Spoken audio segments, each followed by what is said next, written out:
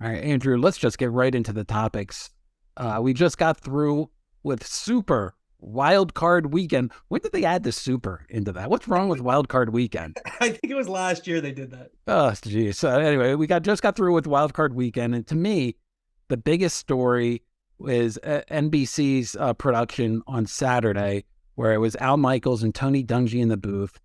And judging by my Twitter feed and mentions, people were killing the booth on social media.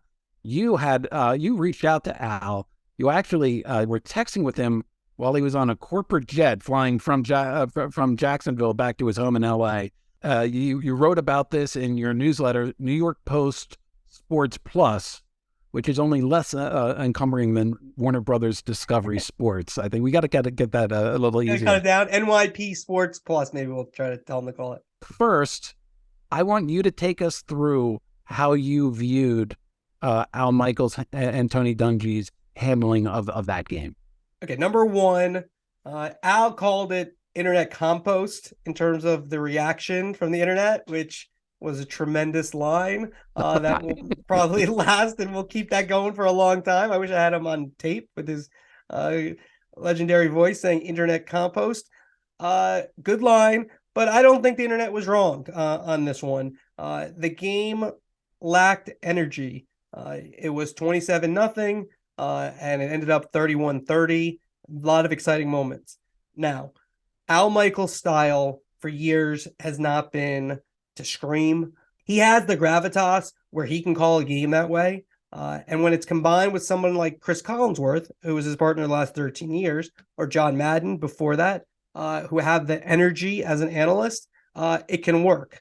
Even though Al has kind of gotten even more kind of laid back. If you go watch a Super Bowl, which he did a good job on last year for NBC, in my opinion, it wasn't that, he wasn't as enthused as other people. You pair him at 78 with Tony Dungy, 67. Dungy's demeanor is just very low key, and they didn't have enough energy in those calls, and they missed some calls too, even at the end. Yeah, let's go through a couple of those calls. We have Al Michaels' final call of the game-winning field goal right here. Likely on Kansas City. Here we go for the win. Got it, but there's a flag down. There's a flag down as everybody's running out onto the field, but there's a penalty marker.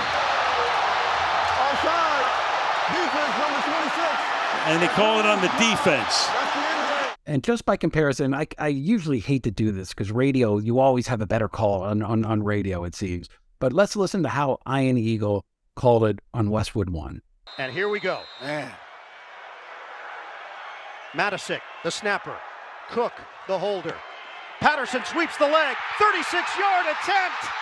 It is good. Jacksonville wins it.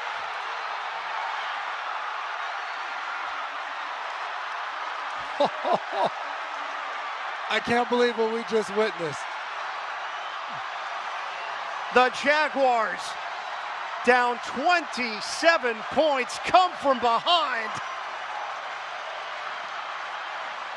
The roar of the Jaguars is real. 31-30, the final. One of the problems that we have is Al is if the best NFL play-by-play announcer of all time. I don't think it's even close. He's been doing this for a long time. So the number one NFL show since the mid 1980s. And so, I don't think that was a great call. I think the energy was down, but I also think a lot of the things that people complained about his calling the Amazon games and calling games bad. At one point, when it was a 27-0 game, he essentially called the game over in the first half, saying, "Oh, there's not going to be an overtime for this," and so it's sort of something that a younger Al Michaels or Al Michaels in his prime almost certainly wouldn't have done. Well, it's two things. Al's right and wrong, in my opinion. He's right in that you want to be honest with the audience, right? And that's what he would argue with. The audience knows, they're aware of it. That said, the job is not to give up on the game, right? The job is to call the game.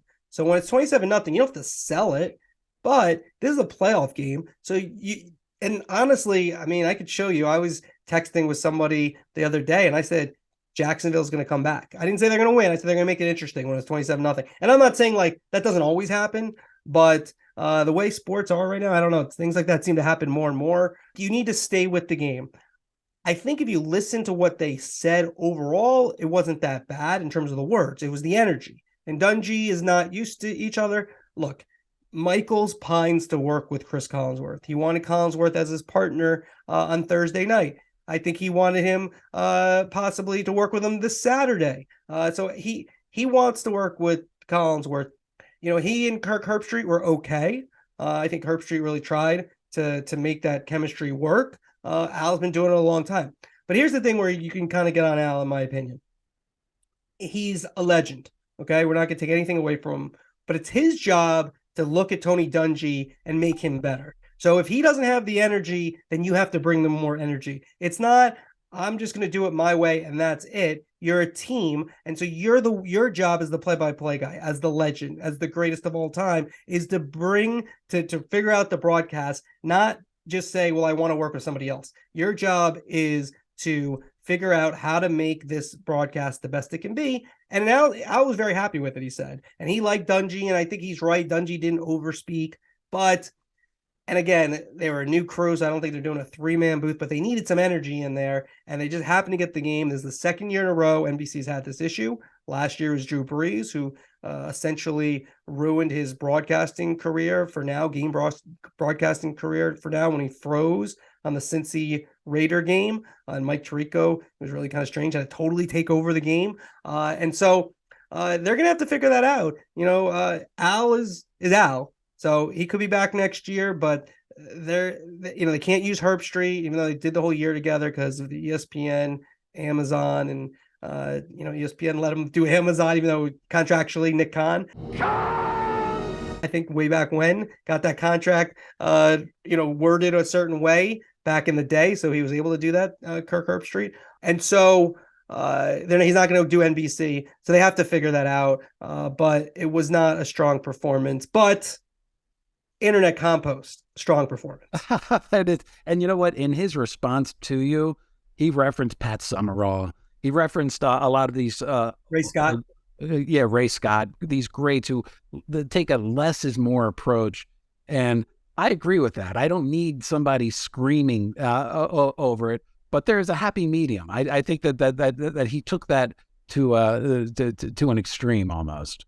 Look, I'm not taking anything away from Pat Summerall, but he was a system quarterback. And what I mean by that is he had Madden, and so he was the perfect person for Madden. CBS back in the day, their decision came down to Vin Scully or Pat Summerall to be, this is a report I wasn't reporting then, but reportedly, I didn't have that one. I was in middle school. But that's what it came down to. If John Madden with Vin Scully, I think he would have been fine. It would have been different, though, right? Vin Scully likes it. Vin Scully, as great as he was, he liked things a certain way as well.